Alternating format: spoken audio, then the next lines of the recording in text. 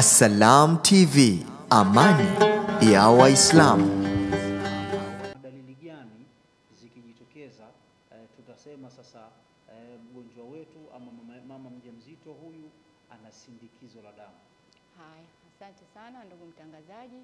Hali tutakazoziona ni kwamba ataanza kupata maumivu makali ya kichwa. Kichwa kinamuuma sana kupita kiasi, hususan sehemu hizi hapa za mbele. Atahisi maruerue.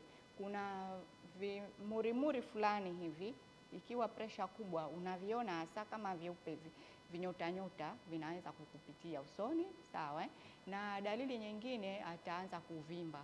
Atavimba miguu, atavimba uso, mwili unamjaa, na miguu sana tunatizama pembeni humu kwa vifundo vya miguu. Tunabonyeza, ukimbonyeza tu mama tayari amefanya nini? Ameanza kubonyea. Kwa hiyo hizo ni dalili za haraka mama atakapojigundua anatakiwa kimbilie hospitali. Moyo unamwenda mbio, anahisi kichefuchefu sana, kutapika mara kwa mara.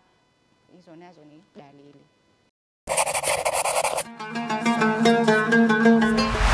As-Salam TV, amani ya Waislamu.